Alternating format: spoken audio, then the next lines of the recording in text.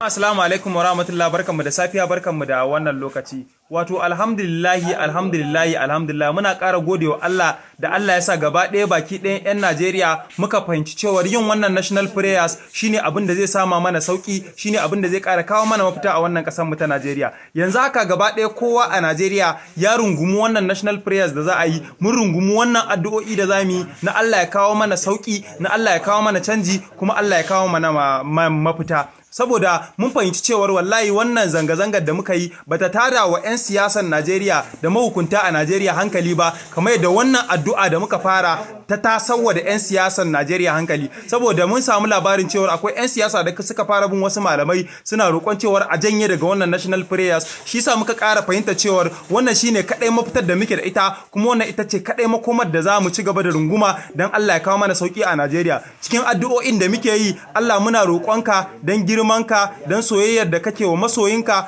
Allah duk wani wanda yake da hannu a cikin zalunta talakawa, Allah ko a gwamnati yake, Allah ka hada da shi. Allah duk wanda yake da hannu cikin zalunta talakawa, Allah ko dan siyasa ne, shi ma a hada da shi. Allah duk wanda yake da hannu cikin zalunta talakawa, Allah ko soja ne, shi ma Allah a hada da shi. Allah wanda yake da hannu cikin zalunta talakawa, ko police ne, ko custom ne, Allah su ma ka hada da su. Allah duk wanda yake da hannu cikin zalunta talakawa, ko ya ga an zalunci talakawa bai bari ba, daga 'yan majalisu zuwa sanatoci zuwa gwamnoni, 'yan majalisun jiha, Allah su ma a hada da su. Allah duk wanda ya ga an zalunci talaka, ko kuma yake kallo ana zalunta talaka bai hana ba, kuma ya sa hannu aka zalunci talaka, shi ma Allah ka hada da shi. Allah duk wani malami da yake Najeriya wanda da hannun shi a cikin ukuba da zalunta talaka da ake a Najeriya, Allah shi ma a hada da shi. Allah duk wani talaka wanda yake daga cikin waɗanda suke zaluntar junansu, Allah su ma a hada da su. Allah duk wani ɗan kasuwa wanda shi ma da hannun shi a zalunta talakawan Najeriya, Allah shi ma a hada da shi. Allah duk wanda yake kallon wannan bidiyon nawa bai yi sharing wa 'yan uwa ba, Allah shi ma a hada da shi. Allah duk wanda yake kallon wannan bidiyo nawa